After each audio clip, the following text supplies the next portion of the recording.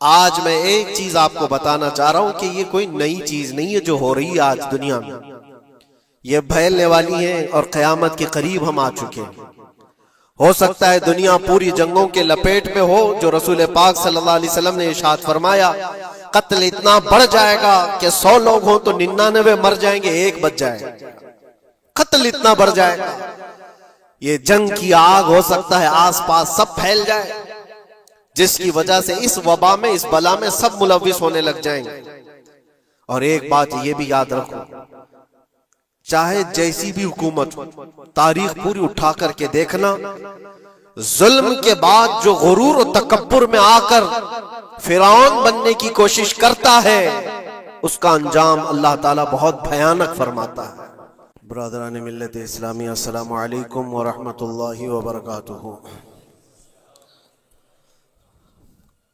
الحمدللہ الحنان المنان الذي خلق الإنسان وعلمه البيان، والصلاة والسلام على رسوله سيد الإنس والجان وعلى آله وأصحابه ذوي الخير والإحسان، أما بعد فأعوذ بالله من الشيطان الرجيم، بسم الله الرحمن الرحيم۔ وضربت عليهم الذلة والمسكنة وباءوا بغضب من الله، ذلك بأنهم كانوا يكفرون بآيات الله ويقتلون النبيين بغير حق، ذلك بما عصوا وكانوا يعتدون، صدق الله مولانا العظيم۔ بارگاہ رسالت محب صلی اللہ علیہ وسلم میں درود پاک کا ہدیہ پیش کر لیں۔ اللہم صل علی سیدنا و مولانا محمد معدن الجود والکرم وآلہ واصحابہ الکرام وابنہ الکریم وبارک وسلم صلاة دائمتا سرمدا ابدا۔ اقبال نے کہا ہے، ستیزہ کار رہا ہے ازل سے تا امروز، شرار بولہبی سے چراغ مصطفی۔ مطلب یہ ہے کہ شروع کے دنوں سے ہی اس کائنات میں، اس دنیا میں ایک معرکہ چلتا آ رہا ہے۔ معرکہ مطلب جنگ، مقابلہ۔ وہ کس چیز کا ہے؟ اقبال کہتا ہے ستیزہ کار رہا ہے ازل سے تا امروز، شروع سے لے کے آج تک ایک مقابلہ چلتا آ رہا ہے۔ وہ مقابلہ کس کا ہے؟ شرار بولہبی سے چراغ مصطفی کا۔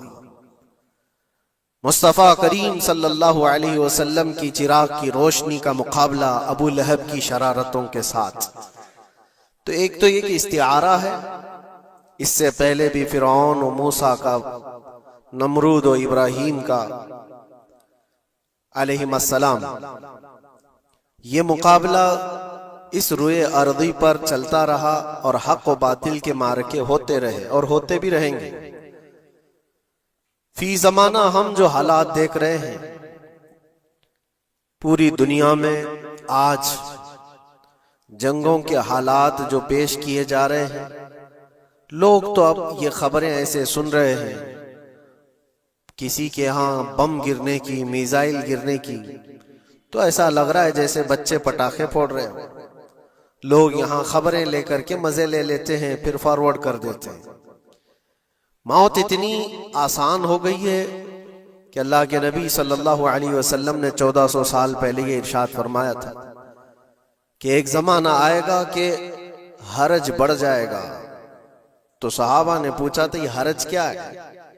تو حضور اکرم صلی اللہ علیہ وسلم نے ارشاد فرمایا تھا کہ قتل بہت زیادہ ہوگا، ایک دوسرے کا قتل اتنا زیادہ ہونے لگے گا کہ لوگ اس کی پرواہ بھی نہیں کرتے۔ آج مجھے آج بتاؤ، دنیا پوری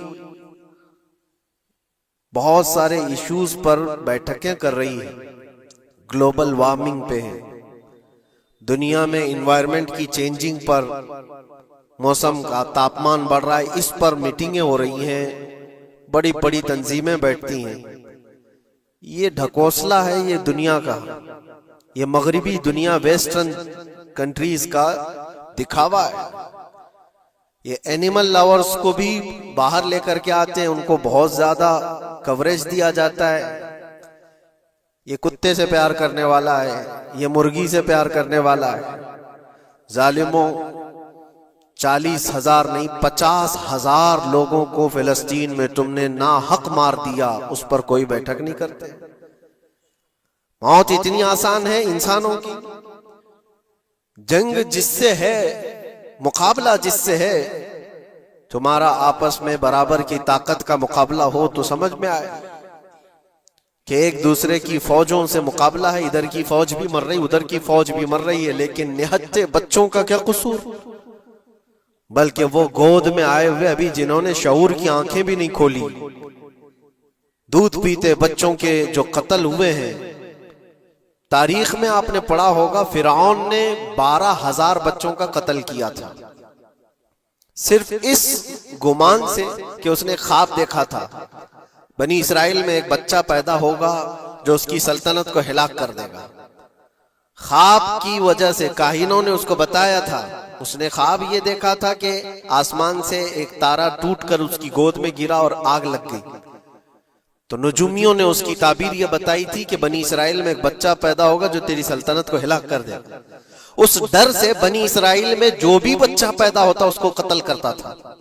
اس نے تقریباً 12,000 بچوں کو قتل کر دیا تھا، اس ڈر سے کہ وہ بچہ تو نہ پیدا ہو جائے جو میری سلطنت کو ہلاک کرنے والا ہے۔ اور وہ موسیٰ علیہ السلام تھے، پیدا بھی ہوئے اور فرعون کے گھر میں ہی پلے، اللہ کا نظام ہے۔ لیکن میں یہاں اس لیے بتا رہا ہوں، فرعون ظلم میں پوری دنیا میں مشہور ہے، وہ عورتوں کو بھی ظالم اس طرح سے مارا ہے کہ جس کی تاریخ میں مثال نہیں ملتی۔ لیکن میں نے اپنی زندگی میں دیکھا، آج کے زمانے میں اسرائیل نام سے ایک ناجائز حکومت پر قابض شخص نے 12,000 نہیں 50,000 لوگوں کو سال بھر میں قتل کر دیا۔ یہ تاریخ کا بھیانک چہرہ ہے۔ آج لوگ اس کو ہلکے میں لے رہے ہوں گے، نیوز والے ایک طرفہ رپورٹ کرتے ہیں کیونکہ ان کو ان کے باپ داداؤں سے ڈر ہے، جہاں کی کھاتے ہیں وہاں کی گاتے ہیں۔ لیکن بعد کو یہ سچائیاں جنریشن میں منتقل ہوتی رہیں گی، کبھی تو آئے گا کوئی انصاف کی نظر رکھنے والا۔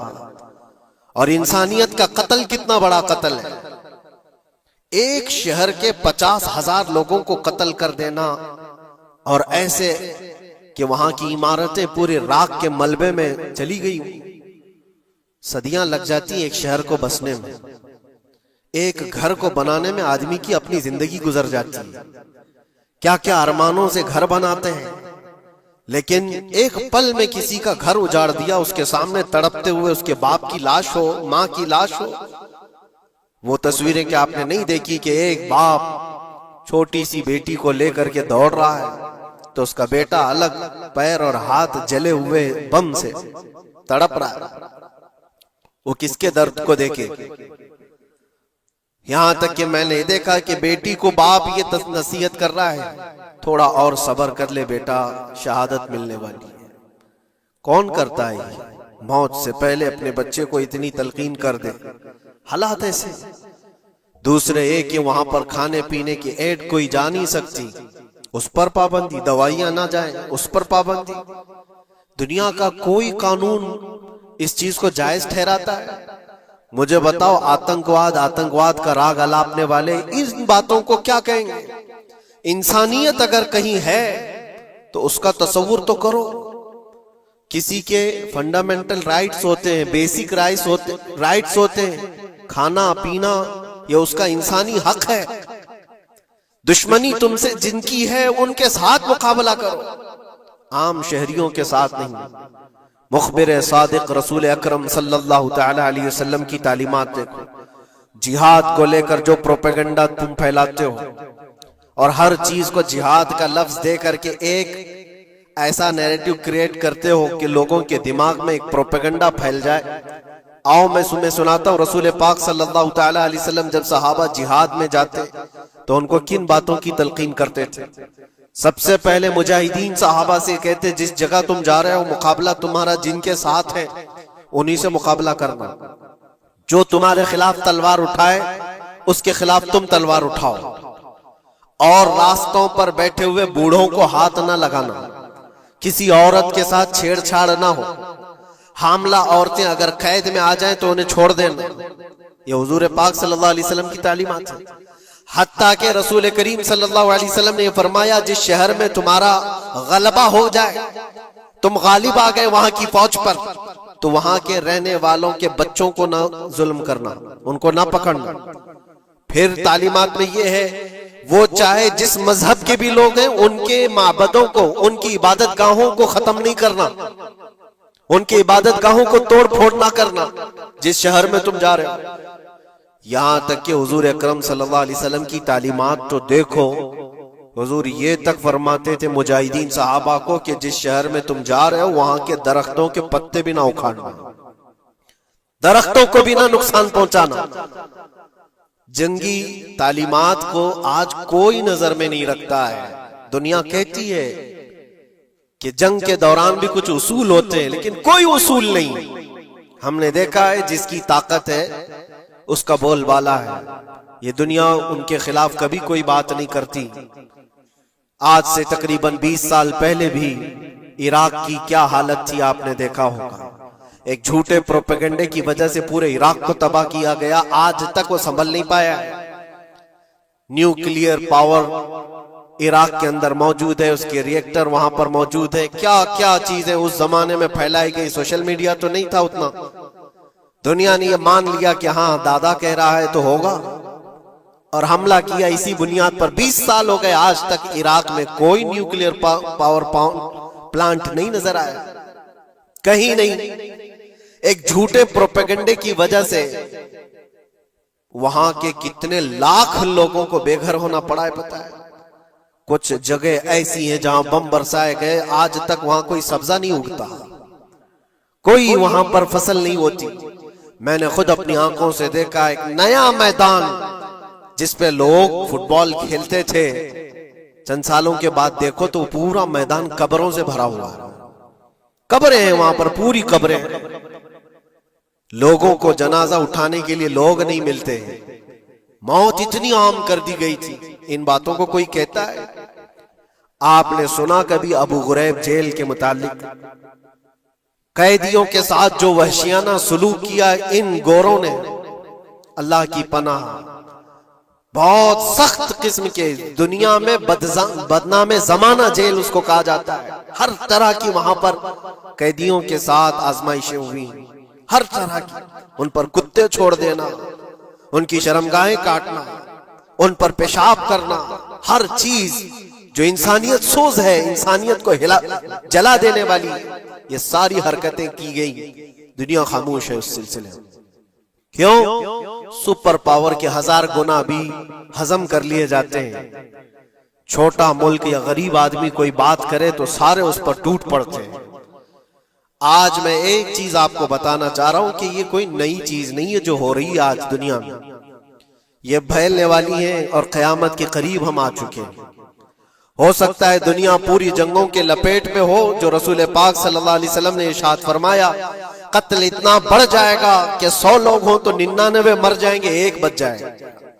قتل اتنا بڑھ جائے گا، یہ جنگ کی آگ ہو سکتا ہے آس پاس سب پھیل جائے، جس کی وجہ سے اس وبا میں، اس بلا میں سب ملوث ہونے لگ جائیں گے۔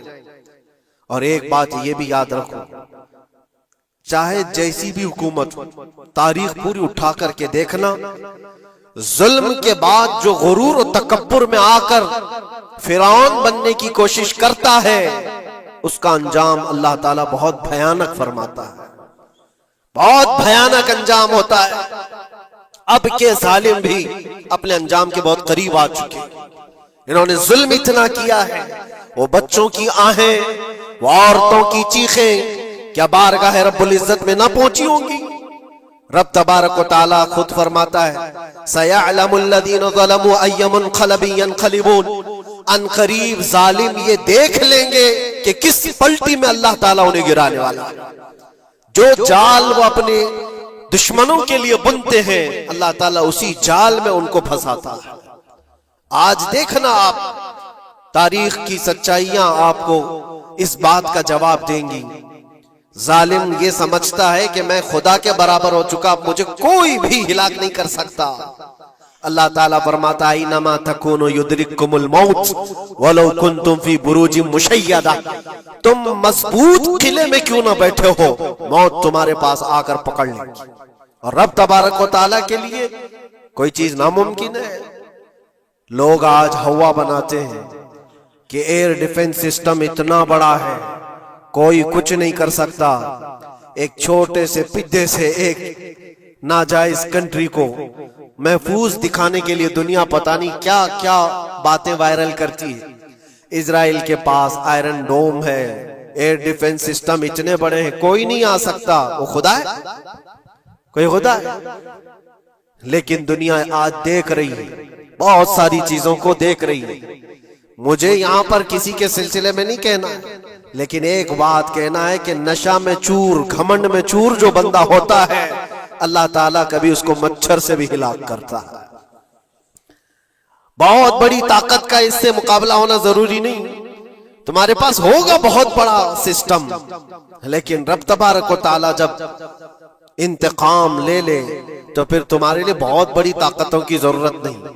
آپ کو میں تاریخ بتاؤں، عراق میں نمرود ایک زمانے میں اس طرح کی حرکت کیا تھا کہ اس نے بہت بڑی عمارت بنائی تھی، اور اس کے مطابق بات یہ تھی کہ وہ 1000 لوگوں سے تنہا لڑ سکتا تھا، اتنی اس کی طاقت تھی۔ شیر سے خود مقابلہ کرتا تھا، کبھی ڈرتا نہیں تھا۔ نمرود کی طاقت مشہور تھی اس زمانے میں، اور سارے لوگ اس کی طاقت کا لوہا مانتے تھے، حتیٰ کہ وہ کبھی اپنی زندگی میں بیمار نہیں ہوا تھا۔ آدمی جب بیمار نہیں ہوتا تو اس کا غرور بڑھ جاتا ہے، سوچتا ہے مجھے کچھ ہو نہیں سکتا۔ نمرود نے اس کے بعد یہ دیکھا ساری دنیا میرے قبضے میں ہے، طاقت و دولت کے ذخیرے سب اس کے پاس سے، لیکن ایک چیز نہیں تھی، موت پر کنٹرول۔ اس کو کیسے کیا جائے کنٹرول؟ یعنی مرنے سے بچ تو نہیں پائے گا، یہ کنٹرولنگ پاور بھی ہمارے پاس ہونا چاہیے۔ اس نے ایک بہت بڑی عمارت بنائی، کہا کہ خدا آسمانوں میں ہوتا ہے، ہم اتنی بڑی عمارت بنائیں گے کہ ان عمارتوں پر چڑھ کر خدا کو للکاریں گے۔ آجا میں مقابلہ کرتا ہوں، اور مقابلہ کر کے میں خدا کو گرا دوں گا کسی بھی طرح سے۔ اگر مجھ سے نہ ہو سکے تو پوری فوج کو تیار کروں گا، خدا سے لڑائی لڑ کر کے ایک بار وہ موت اور حیات کا پاور اپنے ہاتھ میں لے لیں گے، پھر ہم کو جب تک چاہے جینا ہے۔ کہاں کی خام خیالی! لیکن اس نے بنایا، پوری دنیا بھر سے لوگوں کو جمع کیا، سب کی زبان ایک بنایا، سب کی کرنسی ایک بنایا، ساری اس پوری دنیا کے لوگ اس کی فوج میں، سب کو یہ باور کرانا شروع کیا کہ ہماری لڑائی ہے دنیا سے نہیں، ہماری لڑائی کریٹر سے، خالق سے۔ ہم اس سے پاور چھین لیں گے ایک بار، اور پھر اپنے ہاتھ میں موت و حیات کا کنٹرول رکھیں گے۔ جس کو جتنی لمبی عمر چاہیے میں دوں گا، جس کو جب تک جینا ہے میں دوں گا، ازل سے لے کر ابد تک۔ یہ سارے خیالات اس کے تھے، اور اس نے جمع کیا، عمارت بھی بنایا، فوج بھی تیار کیا۔ کیا رب تبارک و تعالیٰ یہ نہیں دیکھ رہا تھا؟ اس کی تیاری، اس کا جمع کرنا، اس کی عمارت بنانا، بہت دنوں تک یہ سب کام چلتا رہا۔ رب تبارک و تعالیٰ کسی سے غافل نہیں، دلوں میں گزرنے والے حالات سے بھی بے خبر نہیں، لیکن بندے کو رب تبارک و تعالیٰ ڈھیل دیتا ہے۔ قرآن میں رب تعالیٰ فرماتا ہے وَلَا يَحْسَبَنَّ الَّذِينَ كَفَرُوا أَنَّمَا نُمْلِي لَهُمْ خَيْرٌ لِأَنفُسِهِمْ إِنَّمَا نُمْلِي لَهُمْ لِيَزْدَادُوا إِثْمًا۔ کافر جو ان کو ڈھیل ملی ہے یہ نہ سمجھیں کہ ہم نے جو ان کو چھوڑ رکھا ہے ان کے لیے بہتر ہے، بلکہ اس لیے ہم چھوڑ رکھیں کہ وہ اور زیادہ کریں، اور زیادہ کریں۔ لیزدادوا اثما ولہم عذاب مہین، پھر ہم ذلت والا عذاب انہیں دینے والے ہیں۔ یہ مت سمجھ لو کہ رب تبارک و تعالیٰ ان سب چیزوں سے بے خبر ہے۔ نمرود اتنا سب کرتا رہا، اللہ نے اس کو چھوڑ رکھا، بنا لے لمبی عمارت، بنا فوج بھی بنا لی، ساری چیزیں بنا لیا، مقابلے کے لیے اس نے دن بھی طے کر لیا۔ اس کے بعد اس کو خدا سے لڑائی لڑنی تھی، کہاں خدا تک پہنچنے کی بات، لیکن بندہ جب غرور و تکبر میں آتا ہے تو وہاں تک بھی سوچتا ہے۔ اسے موت پر کنٹرول حاصل کرنا تھا، بس یہ ایک چیز تھی۔ پھر جب وہ دن آیا، کتابوں میں ملتا ہے اللہ تبارک و تعالیٰ نے فرشتے اس کی جو تعداد ہے اس کا کسی کو علم نہیں. بارش کے جتنے قطرات گرتے ہیں نا، ایک ایک فرشتہ بوند لا کر رکھتا ہے. اب آپ اندازہ کر سکتے ہیں فرشتوں کی تعداد کتنی ہو سکتی. اس میں جو بڑے فرشتے ہیں وہ جبرائیل، میکائیل، اسرافیل اور اسرائیل علیہم السلام، جو سردار ملائکہ ہیں، فرشتے ہیں. ان کے اپنے اپنے کام ہیں، بہت پاورفل فرشتے ہیں. ان کی بات نہیں کر رہا. کسی ایک عام فرشتے کو رب تبارک و تعالیٰ نے بلایا اور فرمایا جاؤ زمین پر ہمارے ایک بندے نے ہم سے لڑائی کا ارادہ کر لیا ہے. اس کی طاقت و قوت اور اس کی جمع شدہ ساری چیزوں کو دیکھ کر کے آؤ. وہ فرشتہ زمین پر آیا. جس جگہ پر اس نے یہ سب جمع کیا تھا، فرشتہ اتر کر صرف اپنے پیر ہلایا تھا، پوری عمارت بھسم ہو گئی. کچھ نہیں کیا تھا، اس کی بنائی ہوئی عمارت بھسم ہو گئی. جتنی فوج جمع کیا تھا سب کیڑے مکوڑوں کی طرح مر گئے، اور سب کی زبانیں مختلف ہو گئی، کوئی ایک دوسرے کو پہچان نہیں پا رہا. یہ منٹوں کی بھی بات نہیں تھی، سیکنڈوں کی بات تھی. فرشتہ واپس چلا گیا. نمرود کا زوال ہو گیا، ختم ہو گیا. یہ تاریخ کی ایک بات ہے، اور یہ روایت ہم اپنی کتابوں میں نہیں رکھتے. یہ روایت یہودیوں کی کتابوں سے ہی ہے. یہودی اس بات کو یقین کرتے ہیں، اور اسی وجہ سے اس بات پر وہ دوبارہ عمل کرنے کے لیے پھر کوشش میں ہے. نیو ورلڈ آرڈر جو کہا جاتا ہے، پوری دنیا کو اکٹھا کرنا، ایک کرنسی بنانا، ایک لینگویج پر لانا، اور سب کو ملا کر کے ایک طاقت حاصل کرنا، سپیس پر جانا، اور پھر وہی چیزیں دہرانی جا رہی ہے دنیا. وہی چیز ایک دوبارہ بار ٹرائی کرنا ہے، جس کے لیے آپ کو پتہ ہے یہ چھوٹی سی قوم پوری دنیا پر کنٹرول حاصل کرنے کے کیسے کیسے خواب دیکھتی. اگر آپ جائیں، اسلام دشمنی تو ان کی پرانی ہے، لیکن یہ جو 50,000 لوگوں کا قتل ہے، یہ صرف اور صرف ان کے اپنے ایک چھوٹے مقصد کے لیے. ہو سکتا ہے بہت ساری باتیں ہوں. غزہ پٹی ایک ہی علاقہ بچا ہوا ہے فلسطین کا، باقی سب تو یہ قبضہ کر چکے. 1947 کے بعد، 48 کے بعد چھوٹا سا حصہ جو باقی غزہ پٹی جس کی 20 لاکھ کی آبادی، اس علاقے پر اتنی زیادہ کیوں کرورتا ہے؟ کیوں؟ باقی سب جگہ پر اور بھی دیگر جگہ پر، یروشلم میں، ویسٹ بینک میں، کئی جگہوں پر مسلمان آباد ہیں. یہ غزہ کے لیے کیوں اس قدر سختیاں ہیں؟ دنیا کو بتانے کے لیے تو یہ ایک آتنکواد جماعت ہے حماس، جس کا مقابلہ کرنے کے لیے ہم یہ حملے کر رہے ہیں. لیکن آج تک یہ دنیا کو بتا نہیں سکے کتنے حماسیوں کو قتل کیا، کتنے حماس کے لوگ پکڑے گئے، کتنوں کو مارا گیا. چند ہوں گے، لیکن اس کے بدلے میں جو بھاری قیمت چکائی ہو غزہ کے نہتے لوگوں نے، 50,000 لوگوں کا قتل، یہ تو ریکارڈ پہ دکھ رہا ہے. باقی اللہ عالم، باقی کتنے ہیں جن کی تعداد مل نہ سکی ہو. بعض دانشوروں نے یہ بھی بتایا اس کو صرف اور صرف ایک کینل بنانا ہے جو دنیا کی ٹریڈنگ پر قبضہ حاصل کرنے کے لیے. جو سوئس کینال ہے ایجپٹ کا، جس سے میڈیٹرین سی سے لے کر کے گزرتے ہیں، 2 سمندروں کو جوڑنے کے لیے ایک کینل ہے مصر میں، ایجپٹ میں، جہاں سے ایجپٹ ہر گزرنے والے جہاز سے ٹیکس لیتا ہے، ہر گزرنے والے جہاز سے ایک بھاری قیمت لیتا ہے، جس سے ٹریڈنگ پر اثر بھی رہتا ہے. اور جب وہ چاہے بند کرے، 2 مرتبہ اس نے بند بھی کیا تھا تاریخ میں، 1950 کے بعد. اور یہ خواب دیکھتا ہے اسرائیل کہ ہم اپنی ہی جگہ سے ایک کینل بنا لیں تقریباً 300 کلومیٹر، جس کے لیے اس کو غزہ حاصل کرنا بہت ضروری ہے. یہ بعض لوگوں کی اپنی تحقیق ہے. تو کیا کوئی اپنے مفاد کا حاصل کرنے کے لیے 50,000 لوگوں کا قتل کر سکتا ہے؟ دنیا کو یہ بھیانک چہرہ بھی تو معلوم ہونا چاہیے. اگر ان کو کوئی راستہ بنانا ہے تو اس کے لیے انسانیت کا قتل کرنا. میں آپ کو ایک بات عرض کیے دیتا ہوں، قرآن پاک نے جو فرمایا وہ حق ہے، 100% حق ہے. اللہ نے فرمایا، میں نے خطبے کے بعد جو آیت پڑھی، وَضُرِبَتْ عَلَيْهِمُ الذِّلَّةُ وَالْمَسْكَنَةُ، اللہ فرماتا ہے ان پر ذلت اور غربت لکھ دی گئی. کس پر؟ یہودیوں کے متعلق. وَبَاءُوا بِغَضَبٍ مِّنَ اللَّهِ، اور اللہ کے غضب میں رہیں گے وہ ہمیشہ. آپ سورہ فاتحہ میں پڑھتے ہیں نا غیر المغضوب علیہم ولا الضالین. مغضوب کا مطلب کیا ہے؟ جن پر اللہ کا غضب ہوا، اور وہ یہود قوم ہے. قرآن پاک کی میں آپ کو بات بتا رہا ہوں. اور اللہ تعالیٰ فرماتا ہے وجہ کیا ہے؟ ذالک بانہم کانوا یکفرون بآیات اللہ، وہ اس لیے کہ اللہ کی نشانیوں کو ٹھکراتے ہیں. ویقتلون النبیین بغیر حق، اور اللہ کے نبیوں کو ناحق قتل کرتے ہیں. اب دنیا کو یہ افسوس ہو رہا ہوگا، جیسے میں نے ابھی بتایا 50,000 لوگوں کا قتل وہاں کر دیا. ایران میں گھس گیا، شام میں گھس گیا، لبنان میں گھس گیا، ہر جگہ مار مار مار اور لوگوں کا قتل. میرے عزیزو، یہ تو عام لوگوں کا قتل ہے، اور قرآن یہ کہتا ہے یہ وہ قوم ہے جو اللہ کے نبیوں کو قتل کرتی تھی. اور تاریخ میں ہے تقریباً 10,000 نبیوں کو انہوں نے قتل کیا ہے.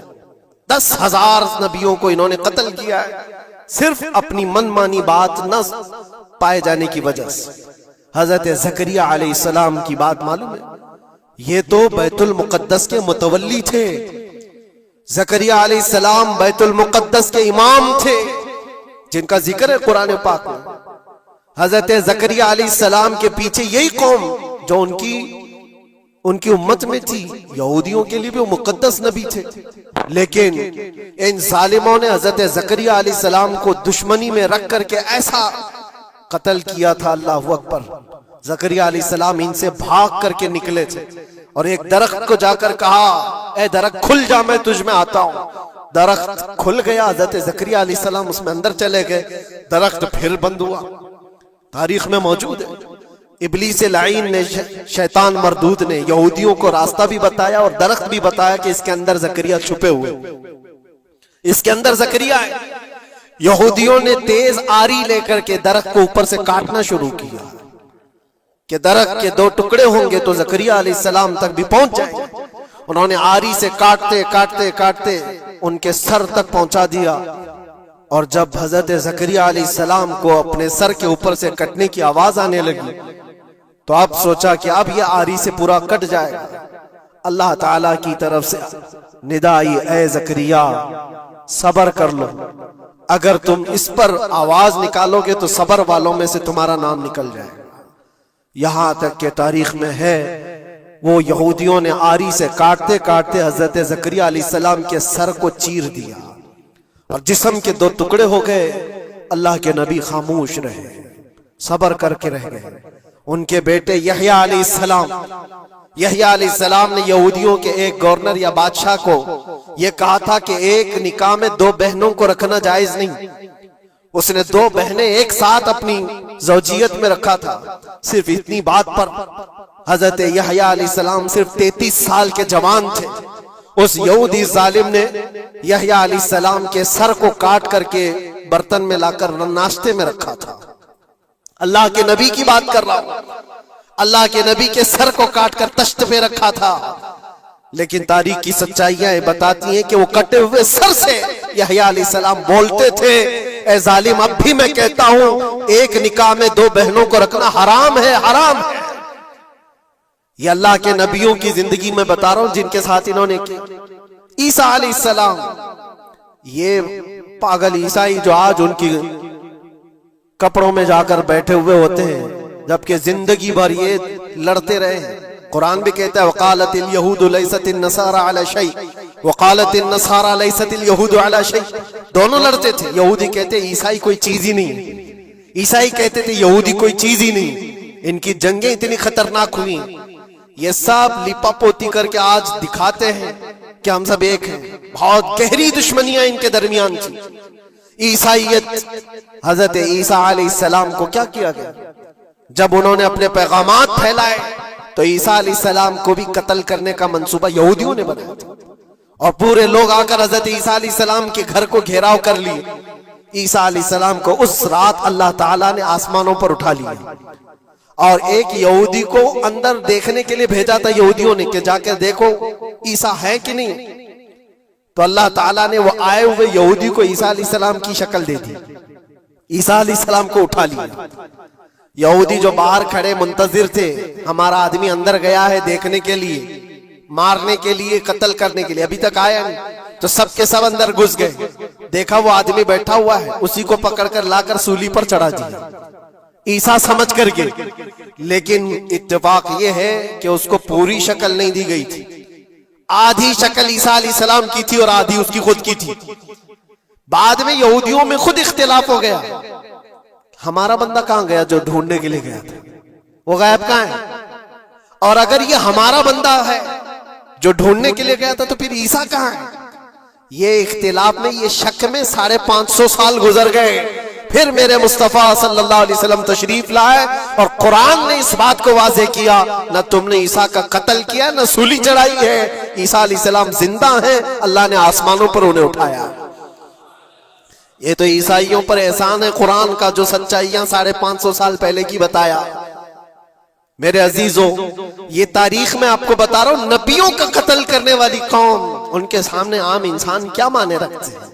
یہ دنیا کی ساری قوموں کو حقیر سمجھنے والی قوم, دنیا کے پورے ذخیروں کو اپنی ملکیت سمجھنے والی قوم, ان کا عقیدہ ہے یہ دنیا کا جتنا گولڈ ہے, جتنا سونا ہے, اس پر صرف اور صرف ان کی قوم کا قبضہ ہونا چاہیے, پوری دنیا کو. آپ کو پتا ہے مدینہ طیبہ میں حضور پاک صلی اللہ علیہ وسلم کی آمد سے پہلے یہ سب کے سب مدینے میں بسے ہوئے تھے, 550 سال سے انتظار کر رہے تھے حضور کے آنے کا, دوسری قوموں کو ڈراتے تھے. کیوں؟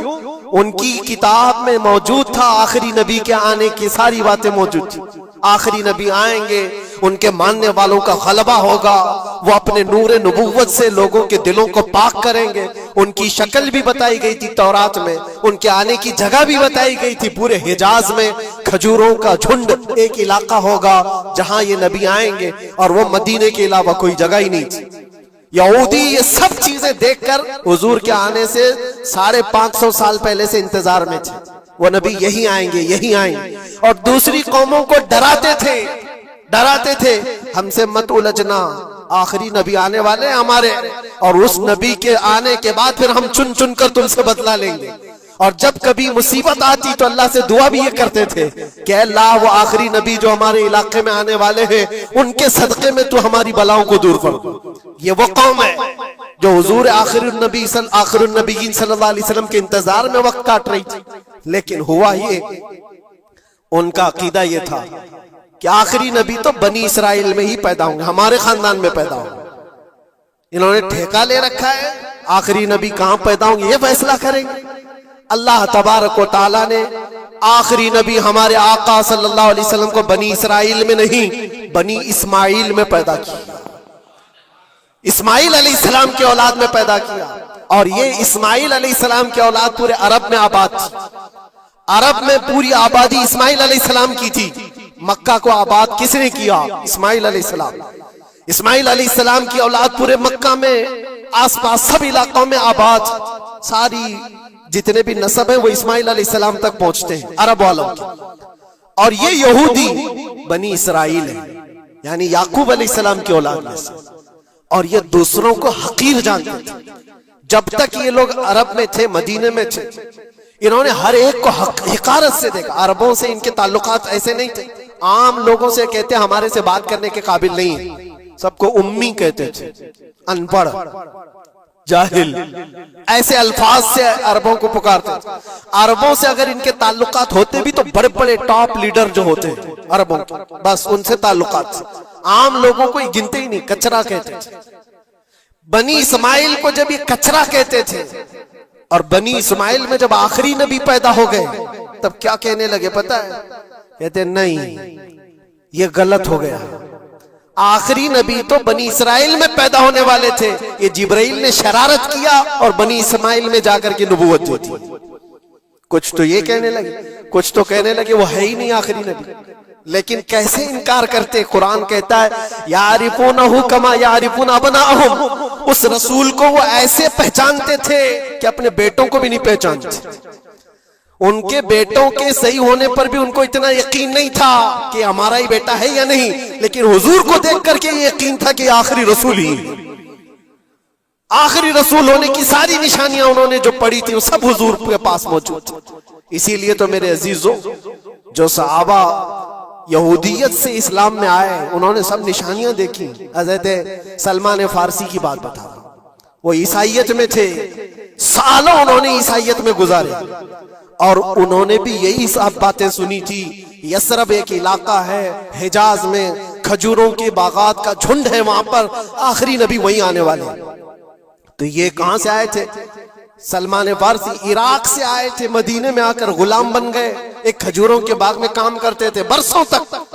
پھر وہ وقت آ گیا جب حضور پاک صلی اللہ تعالی علیہ وسلم مکہ سے ہجرت کر کے مدینے آئے تھے۔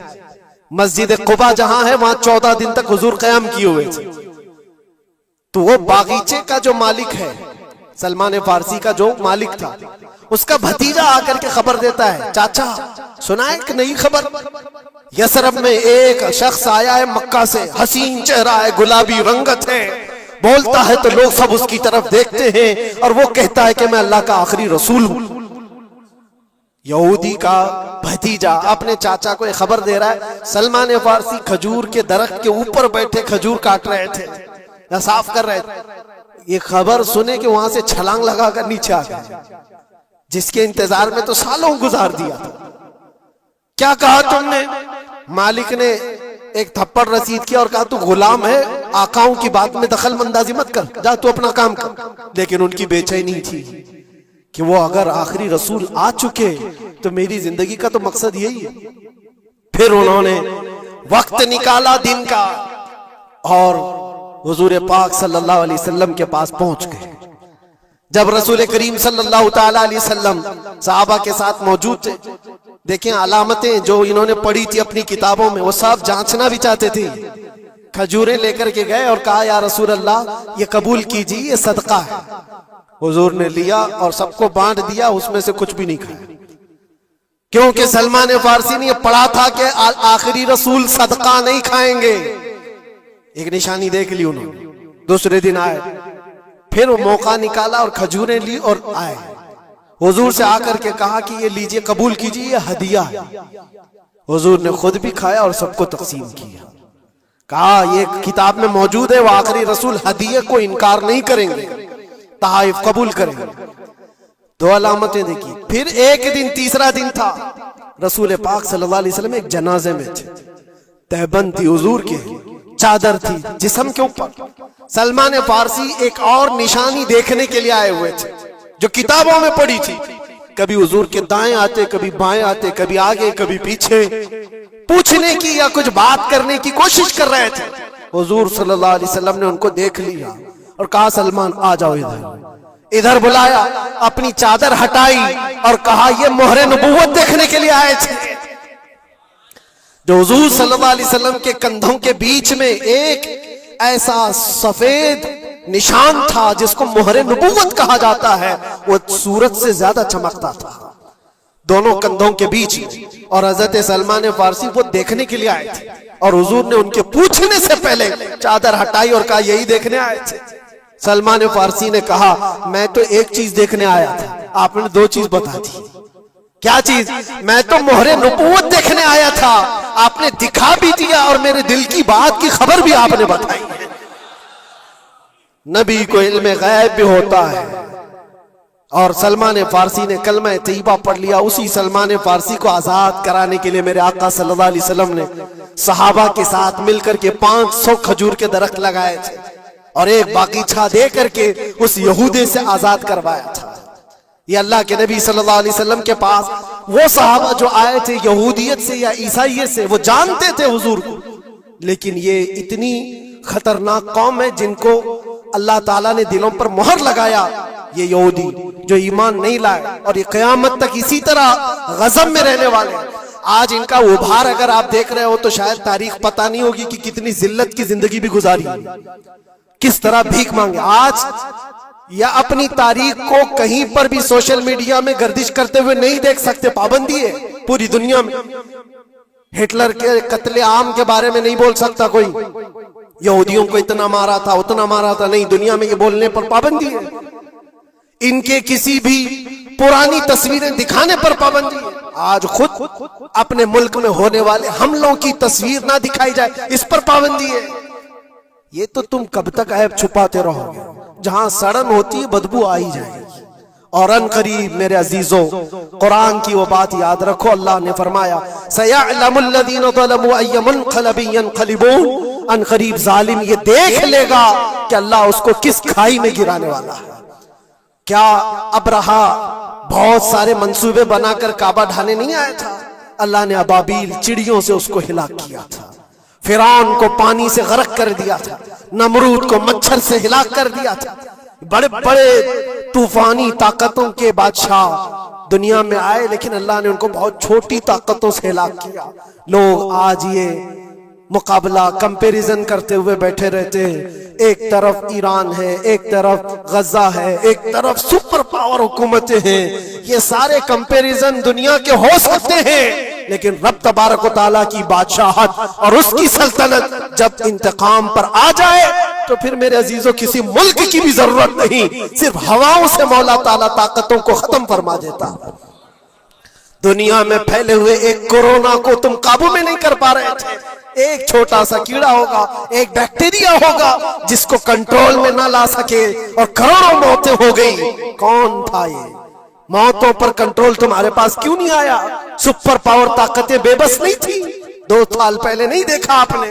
اور رب تبارک و تعالیٰ جب چاہے تو یہ پکڑ ظالموں کے ساتھ فرمائے گا۔